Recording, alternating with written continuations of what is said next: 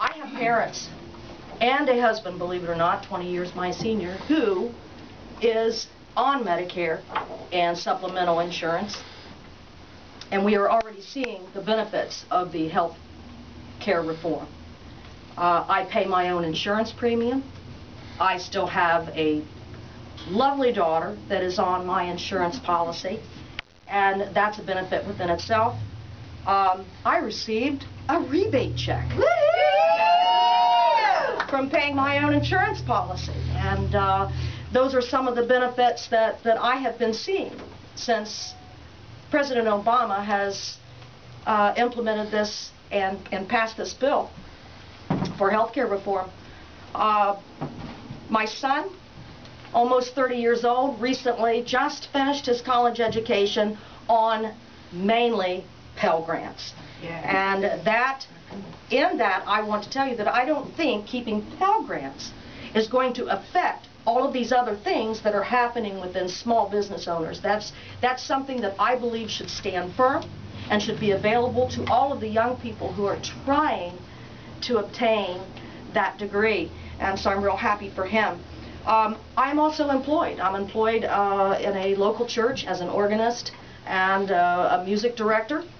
And so hopefully in those things that I'm talking about, you'll see why I do support President Obama.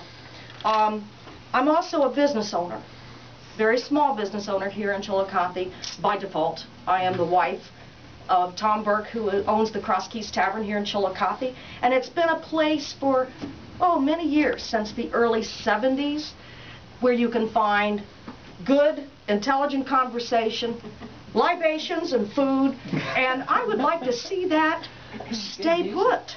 And a lot of good music. It's a place, it's a nice place for people to come and to discuss such things that are going on today.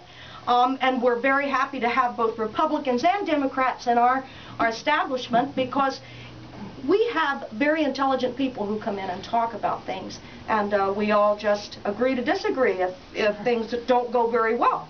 But I will tell you at this point, at this juncture this year, our tax payments, whether they be local, state, or federal, have been below 15%. I'd like to see it stay there. And I'm afraid that if Mitt Romney is elected, we will not be able to afford to stay open. And it would be very sad, not only for us, but many other small business owners. The week's announcement, last week's announcement of Paul Ryan being his running mate, it's answered a lot of questions as to where Mitt Romney's priorities are. And by choosing him, he has solidified his commitment to giving tax breaks away to the very wealthiest, and while raising taxes for most of the people that you see here in this room. And the Romney plan includes, on top of extending the Bush tax cuts, $4.5 trillion in new tax cuts weighted down and toward the very wealthiest. Experts at the Nonpartisan Tax Policy Center estimate that the average millionaire would see probably 250,000 tax cuts, $250,000 worth of tax cuts. I'm just astounded by that. And I don't think that anyone in this room approves of such. And to pay for this plan, those same experts say the middle class families earning under $200,000, we would face an average tax increase of $2,000. And middle class families cannot afford the Romney-Ryan budget. Small businesses cannot afford it.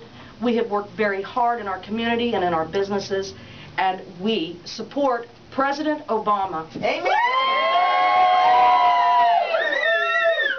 And I would like to add that if you are on Medicare and you are going to vote for Mitt Romney, either know what you're voting for or tell me the real reason you're not going to vote for Obama. There we go. If you are making scads of money, great. If you're not, and you are going to vote for Mitt Romney, tell me the real reason after you weigh what's going on here between the two policies.